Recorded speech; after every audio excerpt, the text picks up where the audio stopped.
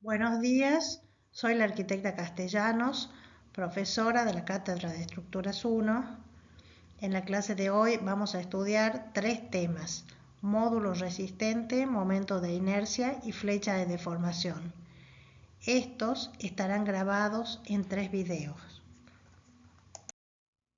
En la primera clase vimos que el diseño estructural está muy relacionado con el diseño arquitectónico, es decir, debe ser tenido en cuenta desde el principio del proceso proyectual.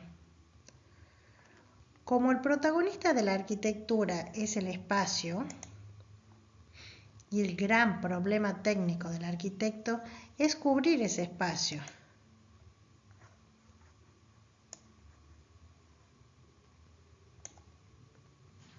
Cubrir implica soportar cargas salvando luces.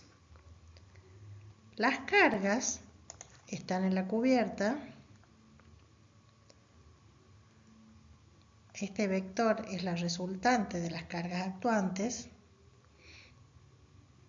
Y estas están sobre dos apoyos, separados según una determinada luz.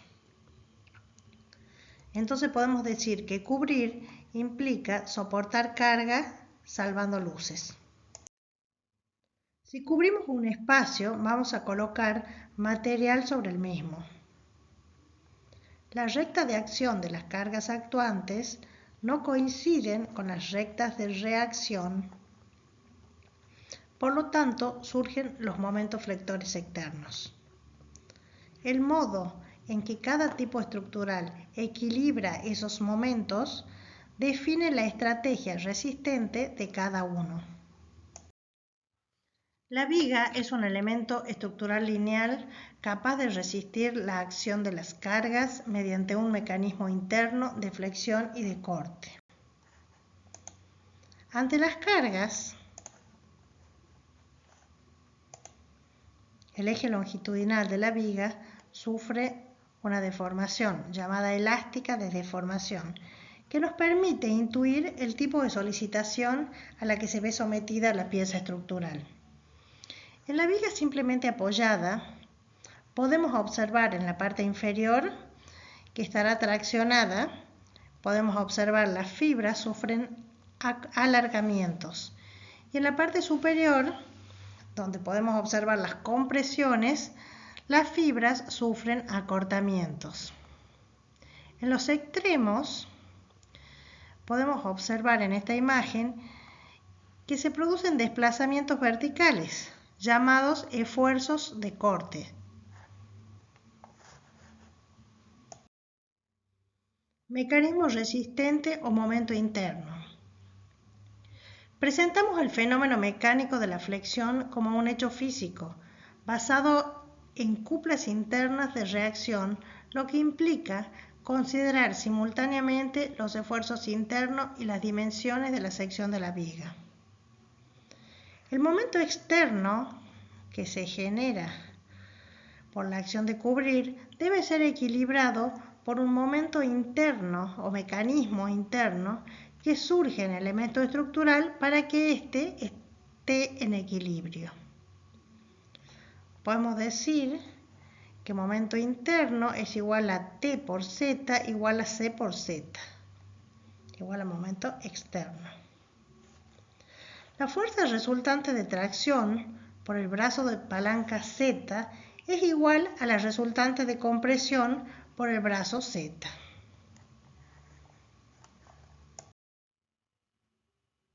Tensiones internas. El momento flector externo tiene que ser equilibrado por la cupla resistente interna.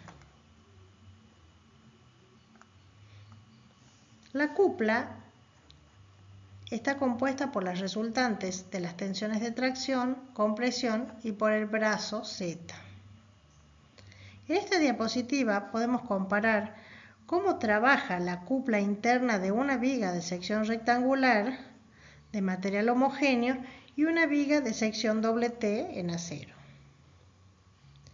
En el caso de la viga de sección rectangular, podemos ver que las resultantes de las tensiones de tracción y compresión son las resultantes de un diagrama de tensiones cuyas proyecciones ortogonales son triángulos y sus rectas de acción pasarán por el centro de gravedad del triángulo. En el caso de la viga doble T, las resultantes estarán ubicadas en las alas y el brazo Z será mayor si comparamos con una viga de sección rectangular de la misma altura. En este análisis consideramos una viga de material homogéneo y de sección rectangular. El módulo resistente es la propiedad de la forma de la sección resistente a la flexión. Analizamos una viga de sección rectangular de altura h y de ancho b, fraccionado en unidades de superficie en centímetros cuadrados. Y en cada una de ellas se aplica un esfuerzo interno, tracción o compresión según corresponda. Y en cuanto a su valor variable, desde nulo en el plano del eje neutro hasta máximo en las fibras superiores e inferiores. Los esfuerzos de distinto signo tomados simétricamente desde el eje neutro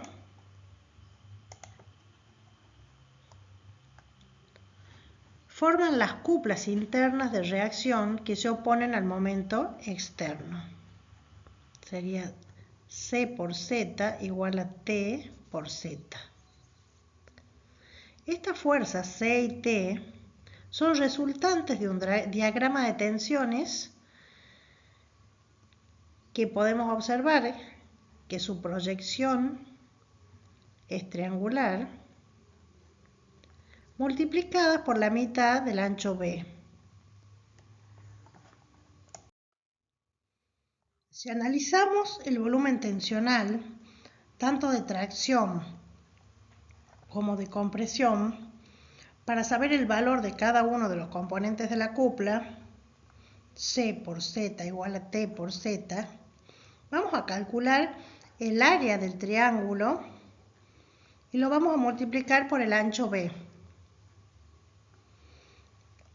El área del triángulo es base por altura sobre 2, donde la base es la tensión admisible y la altura va a ser h sobre 2. Por lo tanto, T igual a C va a ser igual a la tensión admisible del material por B por h sobre 4.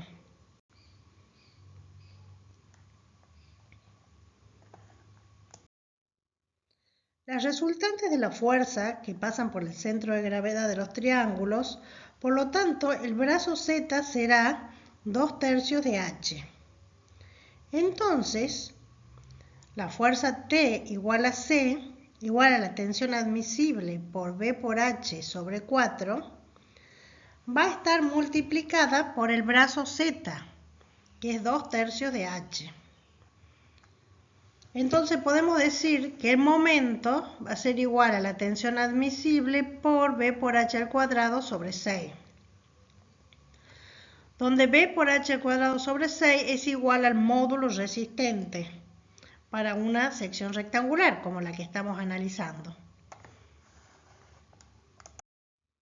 De esta manera llegamos a la ecuación fundamental de la flexión que establece que el momento flector es igual al producto de la capacidad resistente del material multiplicado por el módulo resistente, llamado W, valor que depende de la sección en relación con el trabajo a flexión. En el caso particular de la viga de sección rectangular, el módulo resistente es W igual a B por h al cuadrado sobre 6. Determinada para un material homogéneo, es decir, de igual capacidad resistente al trabajo interno de tracción o compresión como el acero o la madera.